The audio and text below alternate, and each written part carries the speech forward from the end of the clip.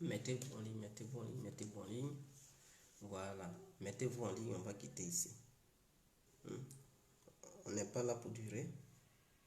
C'est une vidéo, ce qu'on appelle Guna Gunako. Voilà. Donc faites vite en quitter ici. Faites vite en quitter ici. Faites vite en quitter ici. Ça, pour tous ceux qui veulent venir à l'Europe. Voilà, c'est une vidéo qui va vous aider. Donc, ne vous amusez pas, partagez le direct. Partagez le direct parce qu'en partageant le direct, vous allez sauver de nombreux trucs, de nombreuses vies. C'est très important. Vous allez sauver beaucoup de personnes. Vous allez sauver des gens. Et vous allez permettre aux gens à ne plus prendre l'eau. Donc, pour éviter ce cimetière qui est la Méditerranée, je vous exhorte à publier ce direct partout. Ne dites pas que non, Guégué, tu es mauvais, tu es ceci, non. Guégué fait ce direct pour vous aider. Guégué a décidé de faire ce direct pour permettre aux gens à ne plus perdre leur vie dans la mer méditerranéenne. Donc, pour ceux qui aimeraient bel et bien écouter, écoutez. Partagez le direct. Ne voyez pas.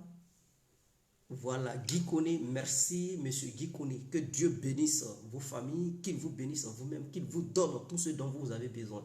Mettez les étoiles, mes frères. Mettez les étoiles. Vous voyez, monsieur Guy Koné, lui, il n'a pas hésité, il a mis les étoiles. Et Dieu va le bénir pour ça. Maintenant, ceux qui regardent, qui ne veulent pas donner des étoiles, pourquoi vous faites ça? Donnez les étoiles, mes frères et sœurs. Donnez les étoiles, on va quitter ici. Donnez les étoiles, on va quitter ici. Donnez les étoiles, on va quitter ici. Donnez les étoiles, on va quitter ici. Voilà. Donc, bonsoir à tous et à tout temps pour tous ceux qui ne me connaissent pas. Je suis l'incontournable qui a compris tout terrain. L'homme dont on parle, l'homme qui n'a pas froid aux yeux, l'homme qui ne mange pas ses mots. Vous pouvez aussi m'appeler devant la vie. L'homme n'est rien, gouverneur italien, docteur Madonna, appelez-moi Bongo, laisse-moi mourir 5 plein droit, el padrino camari des eaux, la mondia. Alors, nous voilà à nouveau devant cette caméra pour expliquer au peuple africain de ne plus prendre les bateaux pour passer sur la Méditerranée et trouver la mort. Parce que beaucoup de personnes sont mortes dans cette histoire de traverser la mer méditerranéenne. Des gens ont perdu leur vie et parce que ces gens avaient envie de gagner une nouvelle vie, de mener une nouvelle vie et par leur courage et leur détermination, des familles se sont vues en deuil parce que la mer les a bouffés. Que leurs âmes se reposent auprès du bon Dieu. Que Jésus-Christ les accepte auprès de lui. Alors, Guégué a réfléchi. Guégué a compris qu'il connaît certaines choses et que le mutisme n'est plus bien. Le mutisme n'a plus le droit d'être. Le mutisme ne doit plus faire partie de la vie quotidienne de l'incontournable Guégué compris. Pourquoi connaître quelque chose et ne pas partager ça avec ses frères et sœurs? Se taire et voir des gens continuer de mourir. Non, c'est inacceptable, inadmissible. Et pour cela, l'incontournable Guégué compris a décidé de vous éclairer, de vous dire certaines choses qui échappent souvent aux Africains qui viennent en Europe. Je vais vous expliquer.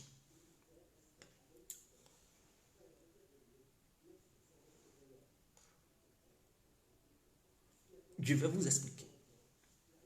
Vous savez, au lieu de prendre votre argent, parce que ceux qui traversent la mer, ce n'est pas des gens qui n'ont pas d'argent, ils ont beaucoup d'argent. Parce que moi-même, je connais cet itinéraire. Si tu n'as pas d'argent, tu ne peux pas traverser. Donc, des gens qui dépensent des milliers d'argent avant d'atteindre les côtes européennes. D'autres même, ils n'arrivent même pas sur les côtes européennes et ils se font bouffer par les requins, par d'autres poissons qui se trouvent dans la mer. Et pour éviter ça, je vous demande de ne plus prendre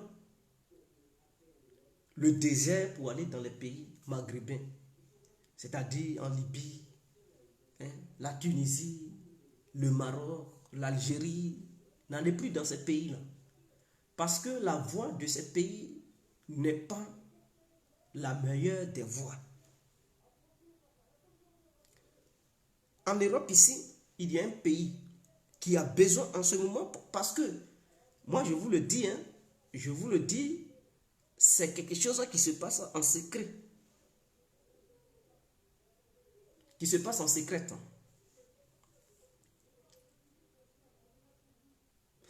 Cette chose est secrète. L'Ukraine. Pour ceux qui ne savent pas qu'ils peuvent venir en Europe en passant par l'Ukraine sans mettre leur vie en danger, ils ne sont pas nombreux. Beaucoup de personnes ne savent pas. Alors, qu'est-ce qu'il faut faire? L'Ukraine est un pays qui connaît une crise majeure. Et ce pays a besoin des touristes en ce moment où je vous parle. Donc, les gens, c'est-à-dire les autorités ukrainiennes, gagnent, renforcent leur budget d'État grâce aux touristes. Grâce à des gens qui s'en vont fréquenter aussi sur leur territoire. Est-ce que vous comprenez?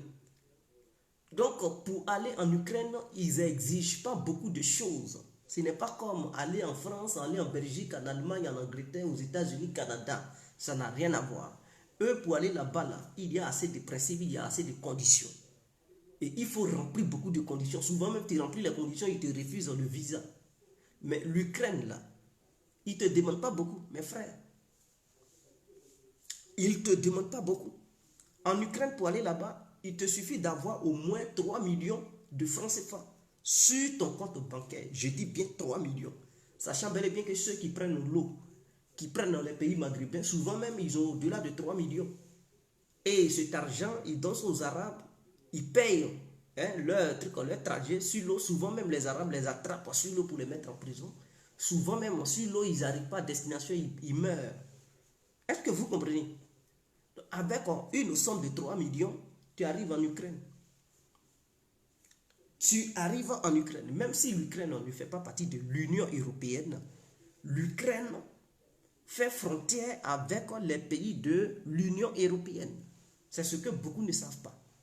Je répète, même si l'Ukraine ne fait pas partie de l'Union européenne, l'Ukraine fait frontière avec les pays de l'UE. Ce qui veut dire que si toi, tu pars en Ukraine, tu peux. Qui ne marche pas parmi vous? Qui n'a jamais fait le village? Il y a des gens, ils tapent des trucs 4 km, 5 km. Il y a d'autres même, ils marchent à pied. Ils marchent au moins à environ 7 km pour aller quelque part. Donc, si toi, dans ta tête, tu as décidé réellement d'arriver en Europe, au sein de l'UE, mais arriver en Ukraine, qu'est-ce qui t'empêche de marcher? Puisqu'ils font frontière, c'est pas loin. Donc, tu marches. Cette frontière-là, il n'y a pas de barrage. Ils n'ont pas barré. Ils n'ont pas barré cette frontière. Donc, c'est ouvert. Puisque l'Union européenne et l'Ukraine s'attendent dans ce temps-ci-là, voilà, la relation est fructueuse. Donc, ils n'ont pas fermé la frontière entre l'Union européenne et l'Ukraine. Mais pour aller là-bas, il faut le visa. Est-ce que vous comprenez? Mais il y a des forêts qui sont aux alentours. Et puis, ils ont mis, il y a un checkpoint. Ils ont mis, comment on appelle ça, la frontière. C'est sur la route. Mais tu peux contourner, la douane. Tu rentres dans la forêt, tu passes là-bas. Derrière, tu sors là-bas et tu es dans le truc, dans un pays membre de l'UE. Tu peux tourner, contourner la frontière entre l'Ukraine et la Pologne. Et puis, tu es déjà en Pologne.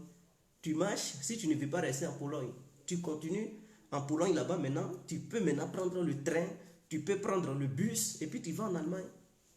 Donc, c'est tellement facile. Comment faire pour aller en Ukraine, mes frères? Vous qui êtes les élèves, tous ceux qui sont élèves, s'ils veulent aller en Ukraine, parce que là-bas, l'enseignement est quand même fort qu'en Afrique quand même. Eux là, ils savent bel et bien enseigner, leur enseignement est puissant.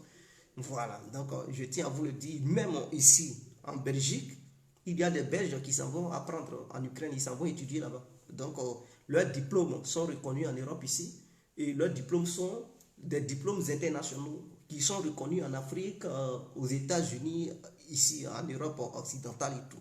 Est-ce que vous comprenez?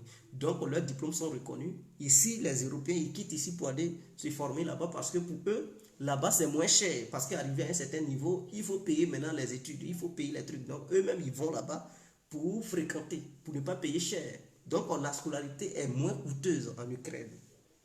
Comment faire pour aller en Ukraine? Alors, il y a des écoles en ligne en Ukraine. Il y a des universités, il y a des lycées, il y a des collèges. Quelqu'un qui n'est pas encore à l'université, qui veut aller en Ukraine, mais toi, tu veux aller là-bas, ton objectif, ce n'est pas de rester en Ukraine, mais pour y arriver, voici la stratégie. Tu es universitaire, tu veux venir en Europe occidentale. Voilà la stratégie que tu vas suivre. D'abord, tu vas sur Internet, tu tapes les écoles ukrainiennes. Je dis, tu tapes les écoles ukrainiennes. Ils vont te mettre la liste de tous les établissements ukrainiens. Tu dis, bon, j'aimerais me faire inscrire dans une école ukrainienne. Voilà. Donc, quelle est la procédure pour pouvoir se faire inscrire? Tu n'es pas obligé d'aller dans une ambassade pour pouvoir te faire inscrire. Tu peux te faire inscrire chez toi à domicile, dans ton fauteuil ou bien dans ta chambre. Donc, tu cliques et tu suis la procédure. Tu t'inscris. Quand tu finis de t'inscrire, l'école va t'envoyer un document. Quand tu veux te faire inscrire, ils vont te dire, bon, voici le formulaire qu'il faut remplir pour pouvoir te faire inscrire. Donc, ils vont te montrer le formulaire. Le formulaire, tu vas imprimer ça. Tu prends, tu tires, tu t'entres dans un cybercafé, tu imprimes le formulaire et puis tu remplis tout ce qu'on te demande. On dit, bon, sur le formulaire, tout est clair. Il y a traduction en français, anglais, ukrainien, russe, tout est dessus. Donc, on te dit, il te faut tel document, il te faut tel document, il te faut tel document. Il faut remplir tout, tu signes. Tu ajoutes ton passeport là-dessus, c'est-à-dire la photocopie de ton passeport pour qu'ils puissent savoir quand même ton identité, qui tu es et tout. Et tu fais une photo, ils vont te dire, quand tu finis de remplir et tout, voici où tu dois envoyer. Il y a le mail, il faut envoyer le document, les documents qui t'ont demandé, envoie ça par mail. Et toi, tu envoies ça sur leur adresse mail. Ils vont étudier tes dossiers. Une fois tes dossiers acceptés, ils vont te dire, ok, tu peux effectuer le paiement. Ils peuvent t'envoyer des informations que tu vas suivre pour payer. Donc, une fois accepté, tu payes. Ça ne va pas te coûter cher. L'inscription et résider là-bas, ils vont te dire 1 500 000 francs CFA. Tu payes. Quand tu payes, ils t'envoient un reçu attestant bel et bien que tu t'inscris dans une école en Ukraine et que la rentrée commence à telle date. Maintenant, ils vont te demander, est-ce que tu as les moyens pour louer ta maison ou bien tu veux résider dans l'école? C'est-à-dire, comment on appelle ça même en Côte d'Ivoire? C'est-à-dire, il y a la maison des élèves et tout. Quand tu t'en vas, tu es étranger, tu vas là-bas, tu dors à l'internat. Est-ce que tu veux rester à l'internat ou bien est-ce que tu as tes propres moyens pour vivre en dehors de l'internat? Maintenant, si tu dis non, tu n'as pas les moyens pour vivre en dehors du truc de l'internat, ils vont te dire, bon, pour vivre à l'internat, parce qu'à l'internat, tu vas trouver une chambre et tout. Donc, quand tu t'en vas, quelqu'un va t'accueillir parce qu'ils vont savoir l'heure à laquelle tu dois venir et tout. Tout est coordonné. Donc, ils vont te dire, bon, le jour de ton arrivée, ils vont envoyer quelqu'un qui parle le français. Ils vont chercher quelqu'un qui parle le français. Si tu es francophone, si tu es anglophone, ils vont chercher quelqu'un qui parle anglais, mais il est d'origine ukrainienne. Et donc, avant ton arrivée, il va aller t'attendre à l'aéroport. Dès que tu arrives, lui, il te conduit dans ton école et la chambre de ton internat où tu vas vivre. Donc, ils vont te dire, si tu veux vivre à l'internat, alors voici le prix de l'internat pour 1 an. Maison n'est pas chère là-bas. Maison là, ce n'est pas cher. Pour ceux qui ne savent pas, je vais dire en euros.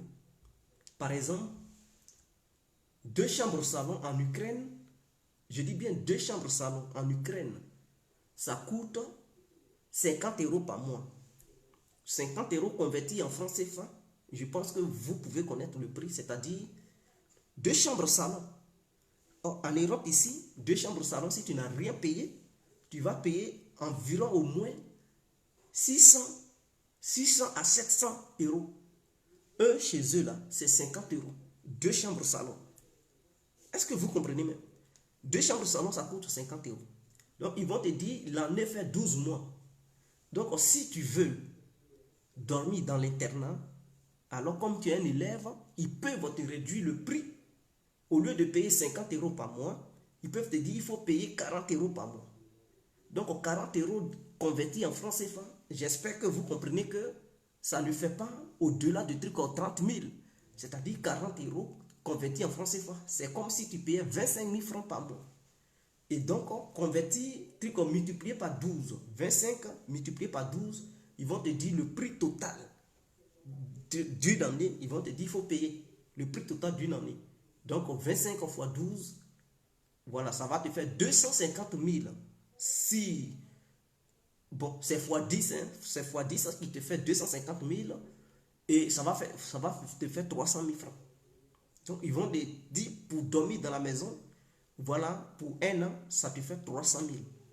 Plus les 1 500 000. Donc, au total, tu vas payer 1 800 000 francs CFA pour ton école et ton doctorat.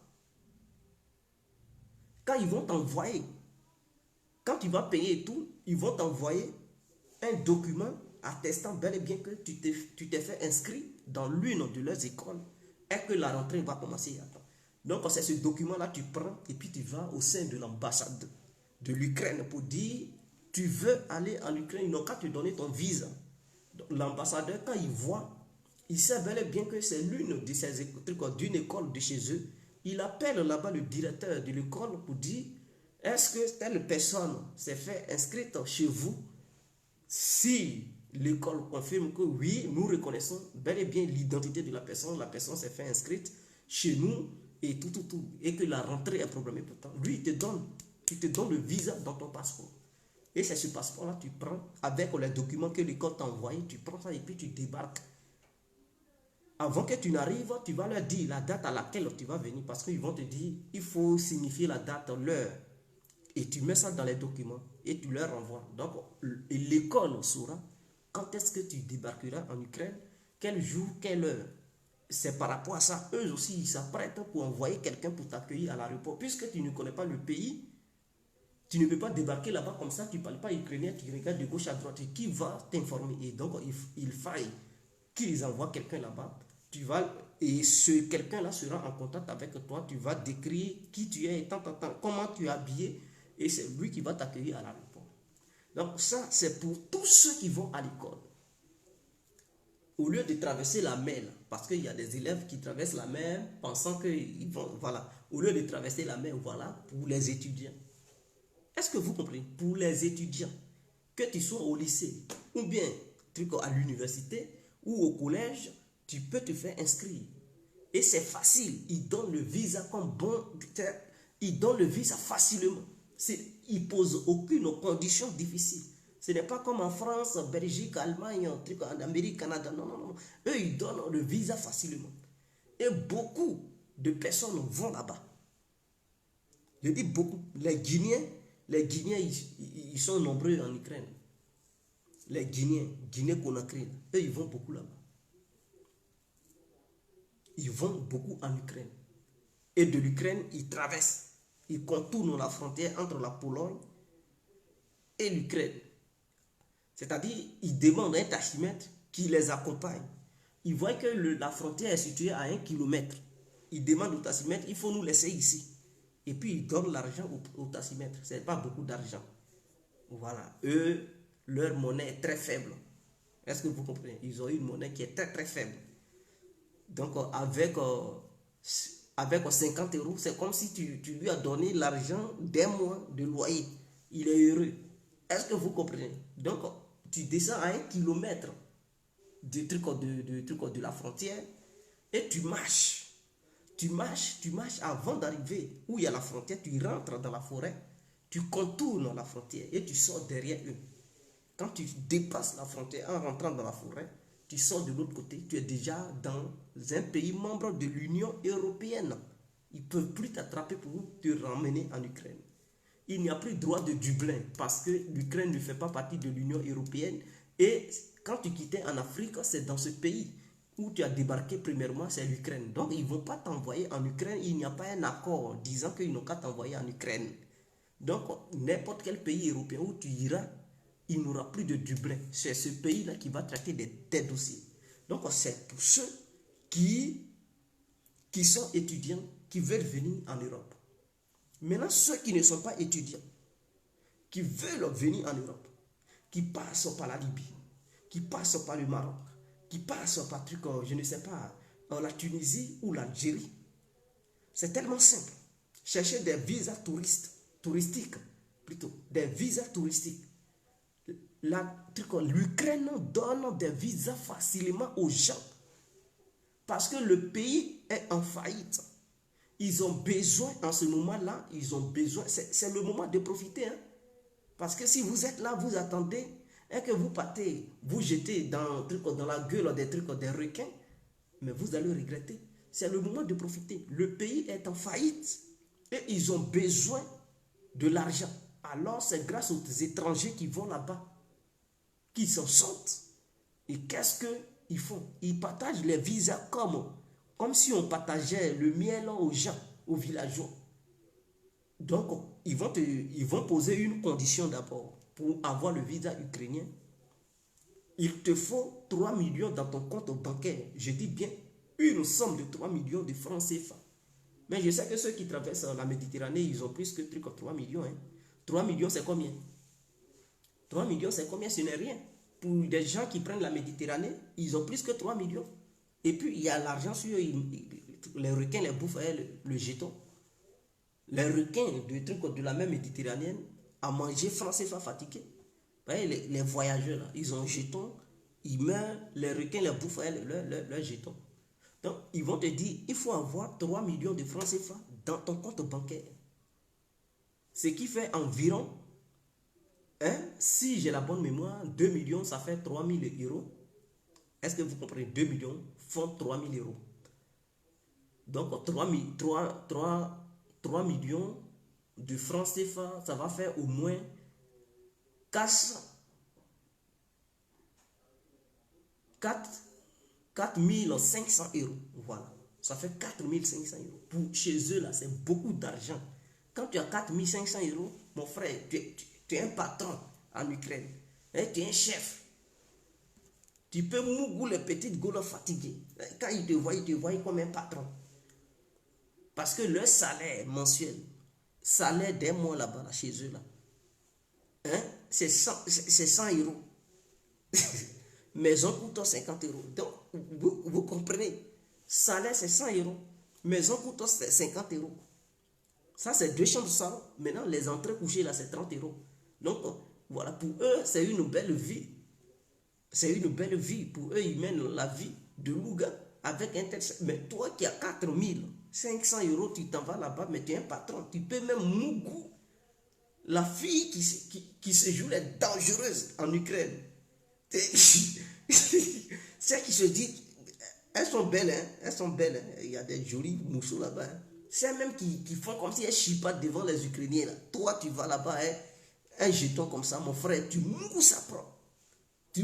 Ça ne dort pas à l'étranger. Tu tapes ça propre, ça ne dort pas à l'étranger. Donc, pour eux, c'est beaucoup d'argent. Il faut avoir ça dans ton compte. Et ils vont te demander, tu t'en vas à l'ambassade de l'Ukraine en Côte d'Ivoire, ou bien s'ils n'ont pas d'ambassade là-bas, il y a un représentant, le consulat, je pense qu'ils ont un consulat ou bien un représentant de trucs, voilà, l'Ukraine doit avoir un représentant qui traite pour pouvoir permettre aux gens de voyager en Ukraine, en Côte d'Ivoire. Il suffit de taper sur Internet pour chercher qui traite avec le gouvernement ivoirien pour permettre aux Ivoiriens qui aimeraient bel et bien voyager en Ukraine pour accéder aux documents nécessaires pour aller en Ukraine. Donc, ils vont t'exiger d'avoir au moins 3 millions de francs CFA, ce qui fait 4 500 euros. C'est ce qu'ils exigent aux Guinéens. En Côte d'Ivoire, je ne sais pas c'est combien, mais Guinéens, c'est comme ça. Eux, 3 millions de francs CFA, ça fait une tonne d'argent, hein, les Guinéens. Vous connaissez leur monnaie, c'est très faible. Donc, pour eux, pour avoir 3 millions, d'après la fille, c'est la souffrance. Donc, d'après la fille, on a souffrance. Voilà. Donc, pour eux, pour avoir 3 millions, c'est tout un problème. Il faut se réveiller très tôt le matin pour avoir 3 millions de francs CFA quand tu es en Guinée. C'est comme 1 milliard là-bas. Est-ce que vous comprenez? Donc, c'est pas facile. Et eux, c'est ce qu'on leur demande pour voyager. Pour la Côte d'Ivoire, peut-être c'est la même somme. Mais je pense qu'ils ne vont pas aller au-delà de cette somme. Donc, quand tu as ça, ils te donnent rapidement le visa. Et tu dis, tu t'en vas visiter l'Ukraine parce que c'est un pays qui te plaît. Tu aimerais bel et bien voir, hein, la culture ukrainienne. Tu aimerais découvrir. Et parce que, voilà, tu aimerais un jour envoyer ton enfant. Voilà les arguments. Hein, tu aimerais un jour envoyer ton enfant pour fréquenter là-bas. Bon, avant d'envoyer qui que ce soit, toi-même, tu aimerais bel et bien découvrir le terrain pour voir comment le pays est. Si ça t'inspire confiance, voilà, mais quand tu iras, tu vas envoyer tes enfants pour qu'ils fréquentent là-bas. Et c'est comme ça. Ils vont te donner le visa rapidement.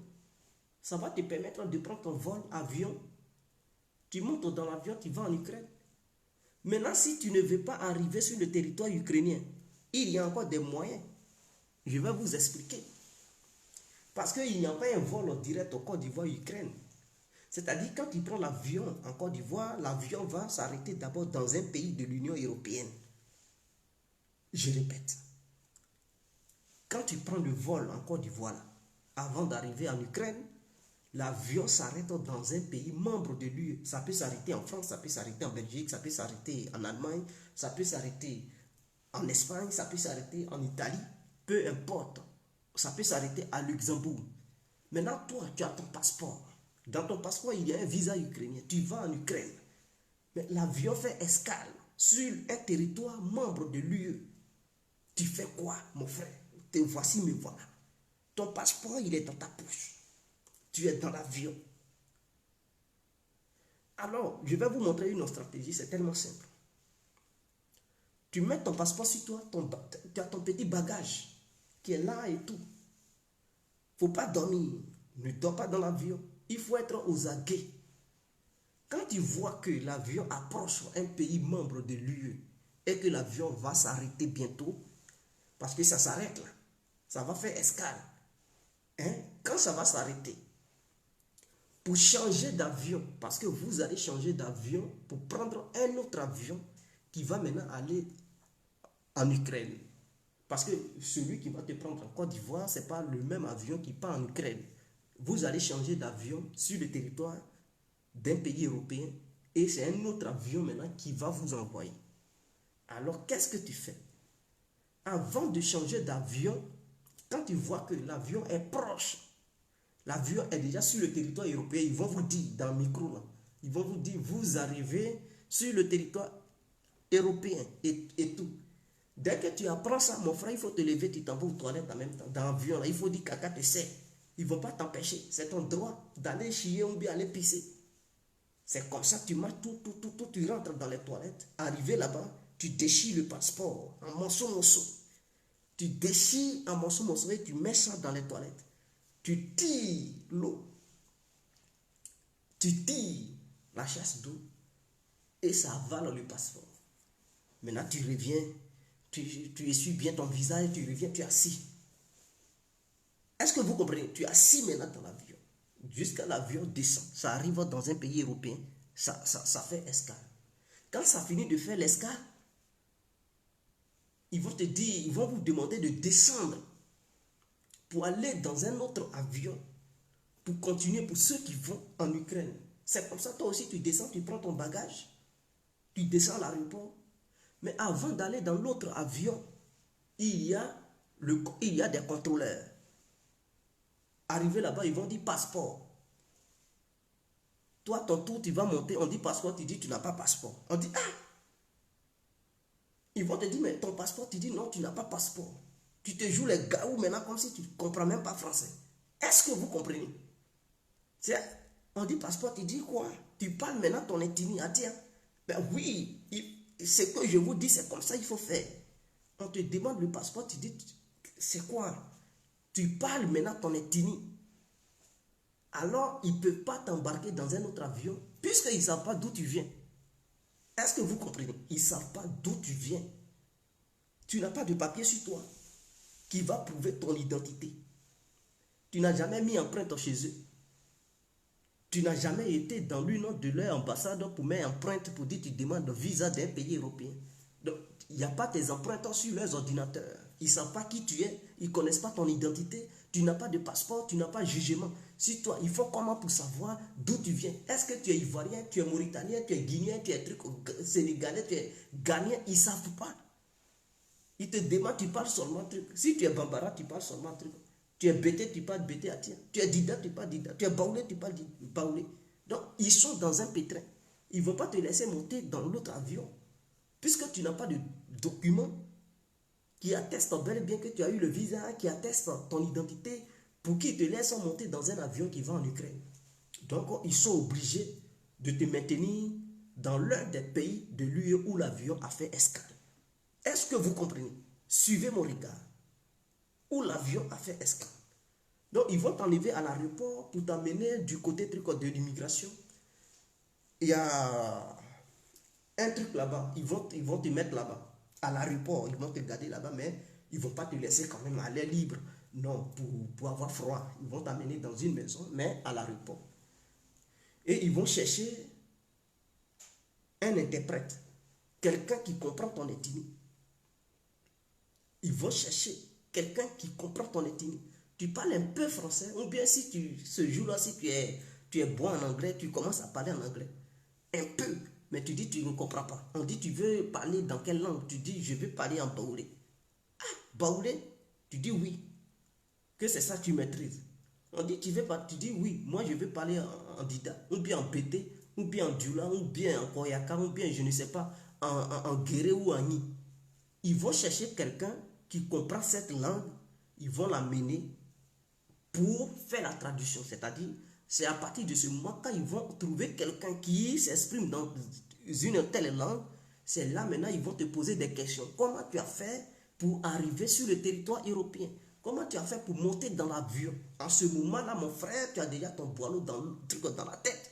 Il faudrait que tu trouves des arguments pour leur faire comprendre que tu n'es pas venu de ton propre gré, que c'est quelqu'un qui t'a fait voyager. Parce que tu avais des problèmes. Et tu étais dans un maquis. Tout ça dans ta langue maternelle que tu as choisi. Tu étais dans un maquis en train de boire, tu as expliqué tes problèmes. La personne dit non, vous pouvez partir. Et ils vont te dire, mais c'est quelle personne? Tu dis non, c'est quelqu'un qui partait en Ukraine. Il dit, il t'a amené en Ukraine. Et tout. Donc, arrivé, tu dormais. Tu dormais dans l'avion. Lui, il est descendu. Et quand tu t'es réveillé, tu voulais partir, il était déjà monté dans un autre avion. Et ils vont te dire, mais son nom, tu dis non, tu ne connais pas son nom. Ou bien tu peux inventer un nom. Tu dis, ah, il t'avait donné un tel nom. Mais un nom qui ressemble à un nom ukrainien. En ce moment-là, tu as déjà cherché Prikakov ou bien Molotov. C'est-à-dire les noms qui se terminent par Tof. Ou bien si c'est femme, tu dis Maria. Tu dis, tu dis Zakharova. Les noms que les Ukrainiens peuvent porter. Pour ne pas dire elle s'appelle Tricot. Elle s'appelle Tricot. Anne. Ils vont dire, mais les Ukrainiens ne s'appellent pas Anne. Anne, c'est un nom français. Toi-même, tu vas te faire avoir. Mais si tu dis Zakharova, on dit, oh, ça sonne ukrainien. Maintenant, si c'est un garçon, tu dis, il s'appelle Vladimir. On dit, voilà, ça. Ce nom, ça vient de là-bas, Vladimir. On dit, Priscovine. On dit, ça, c'est vrai, ça, ce sont des noms de l'ex. Et tu dis, non, voilà, il t'a dit, c'est comme ça, il s'appelait. Ils vont te dire, est-ce que tu peux le décrire? Parce qu'eux, ils vont vouloir rentrer en contact avec la compagnie qui a envoyé les passagers là-bas. Tu fais un faux portrait. Est-ce que tu comprends? Tu imagines la tête d'un vieux au village, et puis c'est son portrait, tu leur donnes. Comme ça, ils vont beau chercher, ils ne vont pas trouver la personne qu'ils cherchent. Je m'explique. Ils vont te dire, est-ce que tu peux décrire? Tu dis oui. Son visage te dit quelque chose. Tu peux le décrire. Ils vont te dire, est-ce que tu peux faire un petit portrait? Et puis ils vont avoir un truc, hein, ils vont écrire, hein, ils vont dessiner. Maintenant, toi, le portrait que tu dois faire, il faudrait que ce soit un petit villageois que tu connais. Au village là-bas qui est chauve, ou bien qui a les grosses lèvres, ou bien les gros yeux. Tu fais un portrait pour leur donner. Donc eux là, ils vont chercher quelqu'un qui ressemble à ton petit villageois là. Ils vont le chercher en Ukraine, ils ne vont jamais le trouver. Est-ce que vous comprenez? Ils vont dire, mais pourquoi tu es venu? Qu'est-ce que tu as encore, un truc en Côte d'Ivoire? Quel est ton problème? Tu dis, tu as un problème. Ils vont dire, lequel? Parce qu'en ce moment-là, tu dis, je demande asile pour ne pas qu'il te renvoie en Côte d'Ivoire. Donc là, sur place, quand l'interprète va venir, tu dis, je demande asile. Tu dis, asile, asile.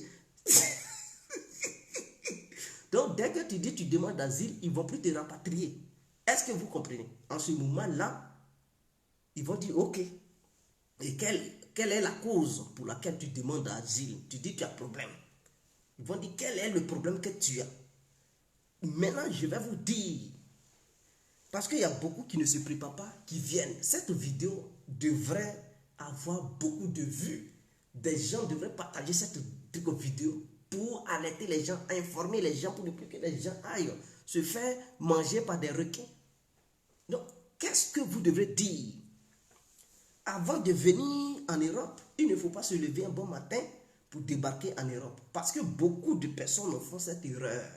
Ils arrivent en Europe, ils ne se sont pas préparés. Et puis ils débarquent en Europe.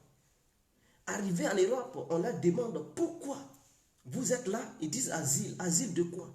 Non, j'ai un problème. Quel problème? Ils expliquent leur problème. As-tu les preuves? Ils n'ont pas de preuves. C'est là, il y a le problème. C'est-à-dire quand ils vont te demander, tu dis tu as un problème dans ton pays, tu dis oui, tu leur expliques ton problème. Il faut avoir la bouche au secret et tout. Mais dès lors que tu n'as pas de preuves attestant bel et bien que tu as un problème, mon frère, ils peuvent te coller le négatif. C'est-à-dire ils vont refuser de te donner les papiers. Et s'ils te refusent les papiers, tu deviens clochard. C'est-à-dire ils ne vont plus te porter sous leur responsabilité. Tu es livré à toi-même. Mais pendant que tu demandes l'asile, tu es sur leur compte. C'est eux qui vont te nourrir, c'est eux qui vont te donner. Hein? Dans toi, c'est eux qui vont te soigner. C'est-à-dire, si tu es malade, tu vas aller à l'hôpital, tu vas te soigner, tu ne payes pas un franc. Moreau cassé, tu ne payes pas. Si tu as faim, tu manges à ta faim.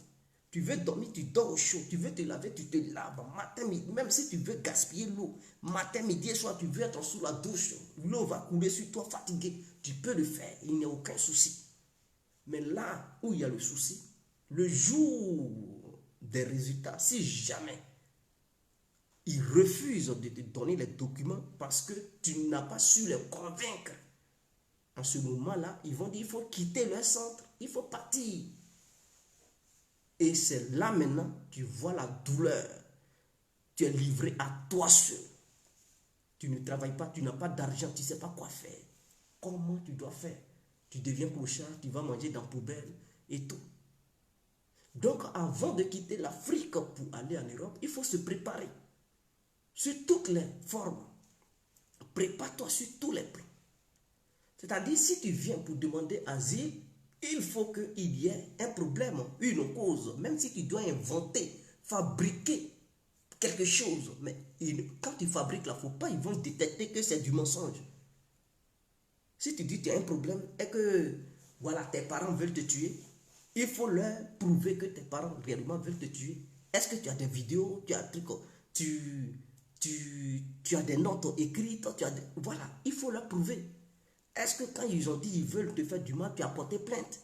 Si oui, il faut leur montrer la plainte. Si tu dis, bon, c'est parce que tu as fait un accident. Et dans l'accident, voilà, tu as cogné quelqu'un, il a perdu la vie. Donc, on veut te mettre en prison. Est-ce que tu as des preuves attestant bel et bien que tu sais conduire? Si tu dis oui, tu avais un permis, c'est resté là-bas. Est-ce que tu es capable de donner le numéro de ton permis? Ils vont appeler là-bas pour voir si ton permis réellement, un tel permis existe. Mais c'est clair. Eux, ils vont vérifier tout. Maintenant, si c'est un coup comme ça que tu veux monter, C'est-à-dire, tu leur fais comprendre que non, tu as cogné quelqu'un, il a perdu la vie, donc on veut te mettre en prison. Tu t'es échappé, et que ce n'était pas sciemment. Tu t'es échappé, tu as fui parce que tu ne veux pas faire la prison et tout. Ils vont te dire est-ce que tu as les preuves. Maintenant, avant de quitter là-bas, même si tu n'as pas fait accident, quoi que ce soit, tu n'as pas tué quelqu'un et tout. Qu'est-ce que tu fais? Tu t'attends avec un policier. Tu dis, tape pour moi un PV. Tape un PV comme quoi et tu demandes à l'un de tes amis de porter plainte contre toi parce que tu aurais commis un accident vis-à-vis d'un membre de sa famille. Donc pour ça, il veut te mettre en prison. Mais ça, c'est un coup joué. Et le commissaire, lui, tape un PV, convocation à tir. La convocation vient à ton nom. Mais tout ça, c'est un jeu. Tu donnes le jeton du commissaire de police. Tu lui donnes son jeton. Le PV, tu l'enregistres. Il ne faut pas prendre l'original. Il ne faut pas prendre ça sur toi pour voyager avec. Non. Tu enregistres ça sur ton adresse mail. C'est-à-dire, il y a un côté où on appelle Google Drive. Hein, tu enregistres ça là-bas. Donc, l'image, tu prends, tu enregistres ça là-bas. Et l'original, tu laisses ça quelque part là-bas. Donc, toutes tes preuves, tu mets ça dans Google Drive. Ton adresse mail, tu connais ça dans ta tête. Tu connais ton mot de passe. Donc, s'il te demande une preuve quelconque, il suffit de te connecter à TIA. Tu fais sortir toutes les preuves qui se trouvent dans ton Google Drive. Donc, quand tu mets ça, si on dit oui, tu dis oui, tu as le PV. On dit il faut faire sortir. Tu tapes et puis tu imprimes, tu leur montres. Ils vont dire c'est dans quel commissariat. Ils vont appeler là-bas. Ils constateront que c'est un vrai PV. Ce n'est pas un PV trafiqué. Donc, automatiquement, tu as déjà eu des points sur eux. C'est-à-dire, premier argument validé, attestant bel et bien que oui, tu as un problème. Sur cette base, ton avocat, il a déjà un argument, il va s'appuyer sur ça pour dire hey, donnez papier à mon petit là. Il n'a pas menti, vous avez demandé des preuves, il a fourni des preuves. Donnez-lui le truc, les documents. On te donne automatiquement. Si tu dis que tu es politicien, et que pour ça, on veut te mettre en prison, ils vont te demander mais tu mérites où? Est-ce que tu as des preuves attestant bel et bien que tu es actif dans ton pays? Si tu as des vidéos, tu leur montres. Tu as des menaces venant de la part des gens, tu leur montres. Si tu occupais une place, un poste stratégique dans un parti politique, tu leur dis que mon poste c'était tant. Est-ce que tu as les preuves? Parce que quand tu occupes un poste, quand même il y a un document qu'on signe pour dire à partir d'aujourd'hui, ce poste-là, c'est pour toi. Donc, il faut prouver que réellement, oui, tu occupais ce poste. Voici les documents signés au nom du parti. En ce moment-là, tu leur montres. Ils sont convaincus, on dit oui, c'est pas n'importe qui. Au moins, il avait un poste très, très, très sérieux. Et donc, au nom de ça, on veut lui faire du mal parce qu'il fait partie d'un tel parti politique au pays. Ah tiens, on te donne tes documents. Tu as eu une femme. Tu as eu une femme. Soit toi, tu es enceinte. Tu sais que cette femme, c'est une fille que tu portes dans ton ventre. Tu es musulman. Tu sais que chez vous, dans votre tradition, quand les femmes accouchent, on excise les enfants. Ok, ça, c'est une bonne solution pour les femmes musulmanes. Donc, avec ta grossesse, si tu prends l'avion pour voyager, ils vont te dire, mais pourquoi tu dis oui, tu demandes asile parce que tu es enceinte. Ah bon, mais comment ça? Tu dis oui, tu es enceinte parce que l'enfant que tu portes, c'est une fille. Et si l'enfant naît au pays là-bas, ils vont l'exciser. Donc, au nom de la protection de l'enfant, tu ne veux pas que ton enfant soit excisé. Tu veux accoucher loin des parents de l'enfant et éviter que ton enfant soit excisé. Automatiquement, eux, ils ne jouent pas avec l'excision. Quand ils vont apprendre ça, on dit, ah, passe ici. Ah tiens, tu ne fais même pas 5 mois, on dit, tiens tes papiers. Tu vas accoucher là-bas, ils vont te donner tes documents au nom de l'excision et l'enfant que tu portes. Ils n'ont pas le droit de te chasser avec la grossesse parce qu'ils doivent, oui, droit des enfants et tout, ils doivent prendre soin de toi pour que tu accouches en bonne et due forme. Et si ton enfant est mineur, il ne peut pas te chasser comme ça. L'enfant n'a même pas encore 18 ans, ils vont te chasser pourquoi? Ils ne vont pas te chasser au nom de l'enfant. Est-ce que vous comprenez? Donc, au nom de ça, ils vont te donner les documents. Maintenant, si tu as déjà eu l'enfant, une fille, mais qui n'a pas encore été excisée, dont les parents veulent l'exciser, Tu peux voyager avec ta fille, tu peux fuir avec ta fille pour dire tu veux protéger ton enfant. Tu veux protéger ton enfant. Donc pour cela, tu fuis. Au nom de ça, on te donne les documents, mes frères. Donc quand tu t'en vas, tu demandes l'exil au nom de ton enfant. Donc sa vie serait menacée parce qu'on veut l'exiler. Est-ce que vous comprenez? Donc ça, ce sont les femmes musulmanes qui ont cette chance-là. Maintenant, il y a aussi des femmes, tu peux ne pas avoir d'enfants. Tu peux être là.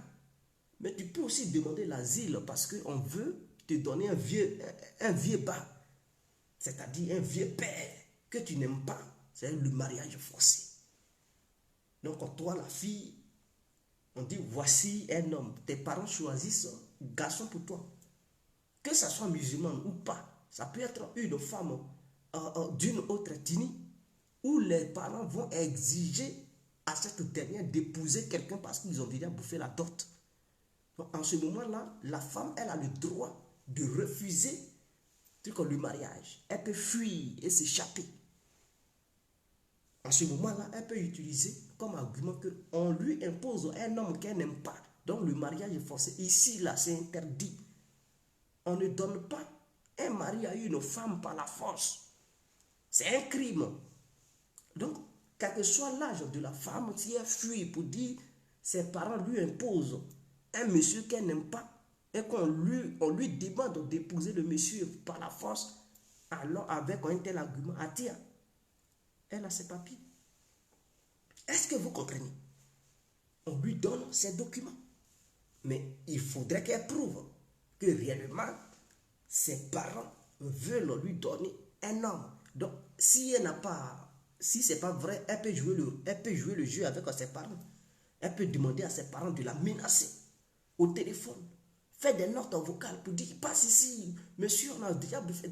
Dans les notes vocales, il faudrait que les gens là voient des notes la menaçant, disant qu'il faut passer ici, tu vas épouser le monsieur, on a déjà bouffé l'argent, tu es où? Passe ici, on te cherche, on ne te voit pas. On a déjà envoyé tes frères aller te chercher et tout. Hein? On a alerté la police, on te cherche et tout. Donc, il faudrait qu'il y ait des notes comme ça. Et ce sont ces notes-là qu'elle va leur donner. Elle va leur faire écouter ces notes-là. Eux-mêmes, ils vont écouter, ils vont dire, ah, ouais, c'est vrai. Et elle doit faire comprendre à ses parents que si jamais quelqu'un les appelle pour leur demander à propos d'un mariage forcé qui serait en cours là-bas, ils n'ont qu'à dire oui. Donc, elle doit coopérer avec ses parents. Mais il ne faut pas, ils vont découvrir qu'elle est en contact avec ses parents. Il ne faut pas, ils vont découvrir qu'elle a appelé ses parents. Est-ce que vous comprenez? Donc, voilà le jeu qu'elle doit faire. Et en apportant ses preuves, elle ferme leur bouche. Ils n'ont plus d'arguments. Ils vont lui donner ses papiers. Maintenant, les hommes, il y a d'autres qui s'en vont demander asile, qui disent qu'ils sont des gays. Ils disent qu'ils sont des gays. Mais il faudrait que tu prouves que tu es un gay. Ce n'est pas dans la bouche et tout. Donc, il faut leur montrer des photos qui attestent bel et bien que tu es gay. Mais il faudrait que dans ton pays, les gays soient menacés. Par exemple, tu prends la Côte d'Ivoire. Quelqu'un qui dit qu'il est ivoirien, il est gay. Ils vont dire, mais les gays ne sont pas menacés en Côte d'Ivoire. Mais pourquoi tu demandes l'asile? Puisqu'ils ne sont pas menacés. Et tout. Donc là, il n'aura pas un vrai argument. Mais tu peux utiliser ça pour dire, comme tu es gay dans ta famille veut couper ta tête. Parce que la famille a découvert que tu es gay. Donc pour ça, tu fuis.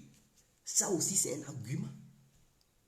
Mais il faut que tu prouves que tu es gay à travers des photos, à travers des notes vocales ou des vidéos, avec toi et d'autres personnes. Des photos avec toi et d'autres personnes. Si tu veux jouer le jeu, tu peux jouer le jeu au pays là-bas avant que tu deviennes. Et il faille qu'ils trouvent un lien entre ce que tu dis tu es et puis la menace qui existe au niveau de ta famille. ou ta famille te menacerait. Et donc, tu peux jouer le jeu avec les membres de ta famille pour qu'ils te menacent réellement. C'est un jeu.